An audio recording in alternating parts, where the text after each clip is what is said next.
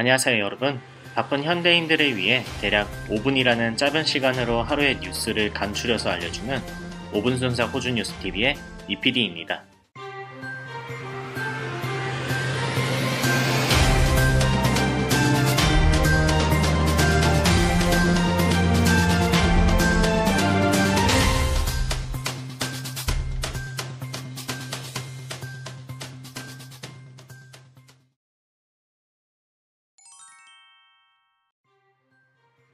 첫 번째 소식입니다.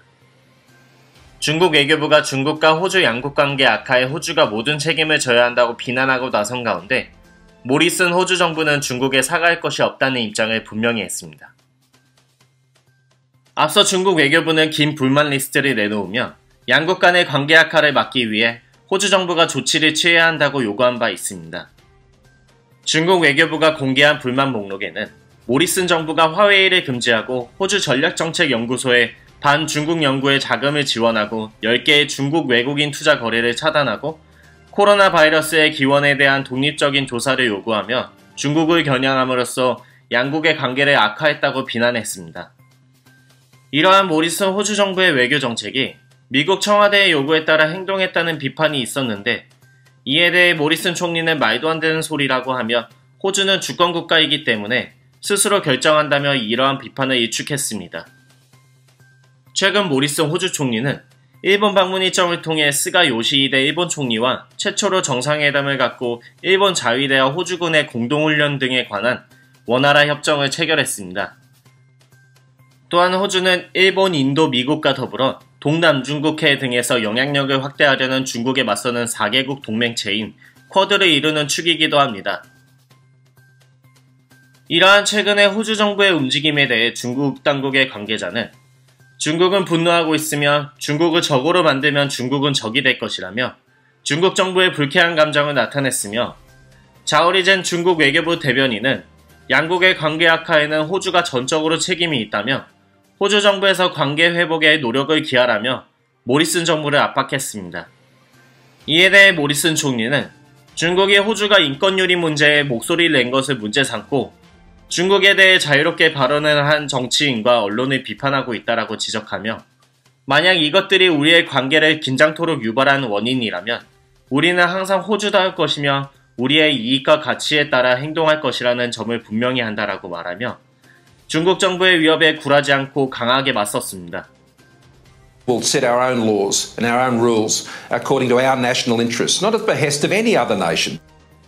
이런 가운데 연방정부는 국가안보의 중요한 기업들을 보호하기 위해 외국인 투자법을 전면 개편하고 기술, 통신, 에너지 분야의 해외 입찰 시 검증을 한층 강화하는 내용을 올해 발표했는데 외국인 투자법이 전면 개편되면 중국과의 긴장이 한층 고조될 것이라는 주장에 피터 더튼 내무장관은 이 조치가 중국을 겨냥한 것은 아니라고 밝힌 바 있습니다. 과연 호주와 중국의 이런 긴장감이 얼마나 지속될지 앞으로 주목되고 있습니다. 다음 소식입니다. 베레지클리언 뉴사우스웨일즈 주총리가 시민들이 크리스마스와 새해 전야제를 준비할 수 있도록 1년의 규칙을 완화하겠다고 발표했습니다. 목요일 베레지클리언 주총리는 기자들에게 2만 명이 넘는 시민들이 코로나 바이러스 검사를 진행한 것에 대해 감사의 뜻을 전하며 다가오는 새해 전야제 폭죽놀이 축제에 대한 내용을 전달했습니다. It's an important day for New South Wales as we provide details of the festive season and New Year's Eve and also some easing of restrictions. But I want to start firstly by thanking the more than 20,000 people that were tested to 8 p.m. yesterday. 새롭게 발표된 공중보건 명령에 따라 새해 전야 축제 때는 저지선이 쳐진 격리된 외부 공간에 3,000명이 모일 수 있도록 허용되며 이곳에는 1평방미터당 1명의 규칙이 적용될 예정이며 새해 전야제에 가기 위해 시드니 시티로 들어가거나 서큘러키나 노스 시드니의 지정 지역에서 친구나 가족을 만나거나 식당에 가는 경우에도 서비스 뉴사우스웨일즈로부터 허가를 받아야 한다고 전했습니다. 하지만 의료 종사자와 응급 서비스 등의 일선 직원들에게는 지정된 장소를 제공하여서 새해 전야제 축제를 즐길 수 있게 하겠다고 밝히며 어려운 기간 동안 고생해줘서 너무 감사하다는 말도 잊지 않았습니다. There will be designated areas for our frontline workers who really have kept us going during COVID, whether it's our nurses, our police, our cleaners. 또한 전야제 축제 때 매년 이어져 오던 9시 불꽃놀이 축제와 12시 불꽃놀이 축제에 대해서는 9시 불꽃놀이 축제는 올해는 없을 것이며 12시에 진행되는 메인 불꽃놀이 축제는 진행되지만 약 7분간만 진행될 예정이라고 밝혔습니다.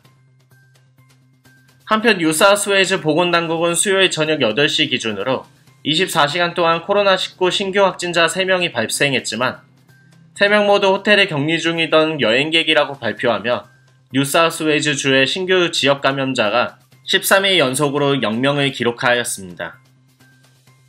이와 더불어 빅토리아주도 지난 24시간 동안 코로나19 진단검사를 받은 사람은 18,474명에 달했으며 금일도 신규 확진자 0명을 기록하며 21일 연속 지역 감염자가 1명도 나오지 않는 좋은 모습을 이어갔습니다.